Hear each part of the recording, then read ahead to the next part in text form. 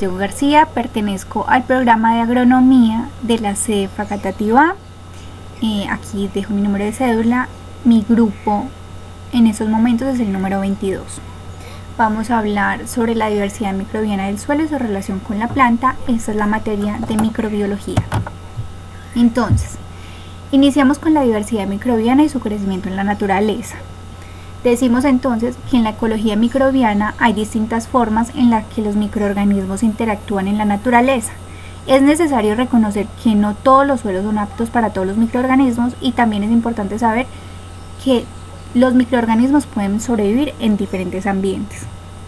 Ahora, son los principales catalizadores de nutrientes de la naturaleza, y la velocidad de las actividades microbianas dependerá de las condiciones y las nutriciones del suelo. Cuando hablamos de que pueden sobrevivir en diferentes ambientes, es porque es así. Encontramos microorganismos que habitan superficies terrestres, otros microorganismos que están en las profundidades del agua. Hay unos que pueden sobrevivir en termales en punto de ebullición y otros que pueden sobrevivir en grados bajo cero como en hielo sólido. Hay que saber también que los tipos de actividades microbianas dependen del estado fisiológico de las especies y del tamaño de las poblaciones de un determinado ecosistema.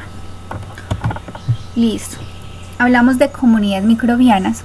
Entonces, una comunidad microbiana es un conjunto de poblaciones microbianas de diferentes especies que comparten un ecosistema. Tener comunidades microbianas ayudará a tener un crecimiento más rápido y por lo tanto mejorar los suelos. Unos ejemplos de esos microorganismos que habitan la tierra son los hongos, las bacterias, los nematodos, los protozoos.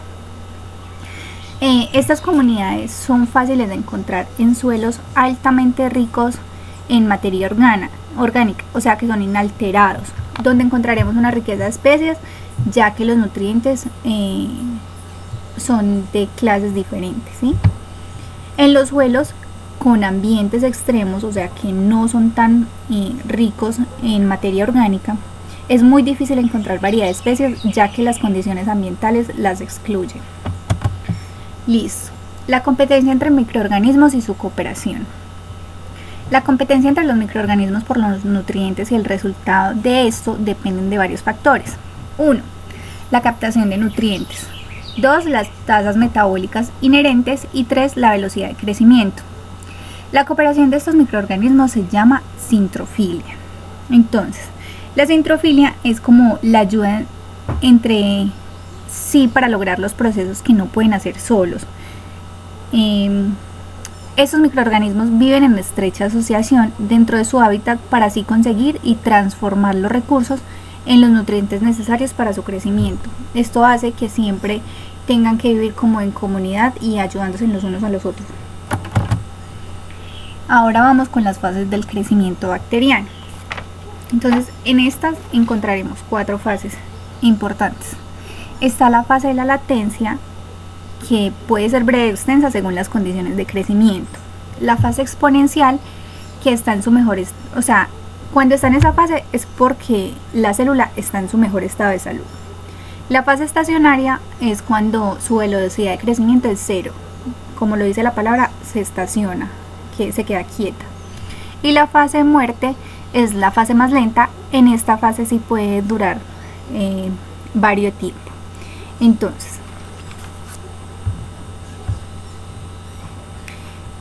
empezamos con la fase de latencia.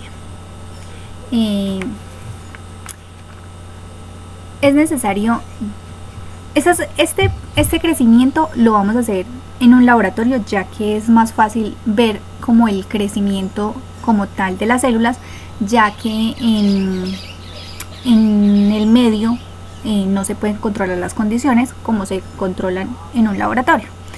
Entonces, si cogemos un cultivo viejo donde las células pueden estar muertas, es necesario tener un tiempo para la síntesis de enzimas y posterior biosíntesis de cada metabolito, mientras que si cogemos un cultivo que ya está en la fase exponencial, pues va a ser más rápido, aunque no va a tener esa fase de latencia.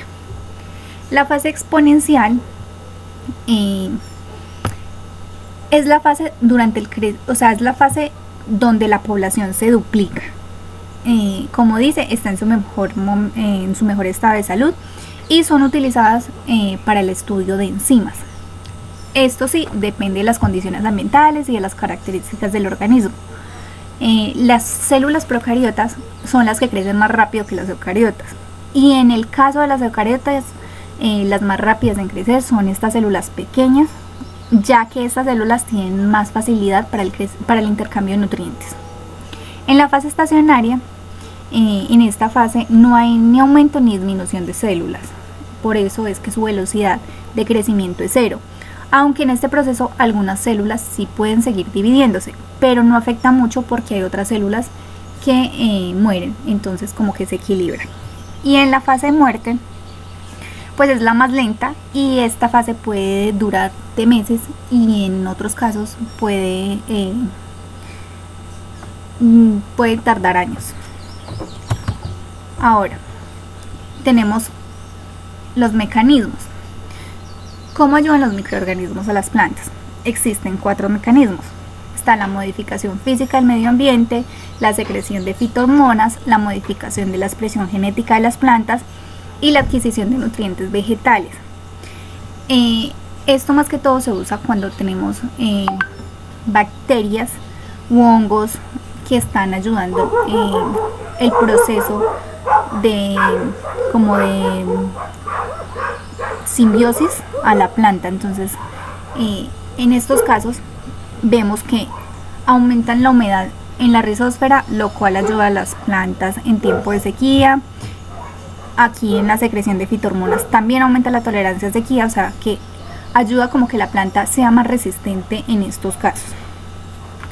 Un caso muy conocido son las micorrizas, lo cual hace como la simbiosis con la planta y ayuda a que esa planta reciba los nutrientes necesarios del suelo y evita como que le apliquemos tantos insumos, lo cual estas micorrizas ayudan a ver una planta más nutrida, más resistente a las plagas y las enfermedades. Entonces como que los microorganismos son muy necesarios para las plantas y deberíamos aprovechar más este beneficio que nos da la naturaleza y no utilizar tanto químicos para ayudar a las plantas como a crecer más rápido.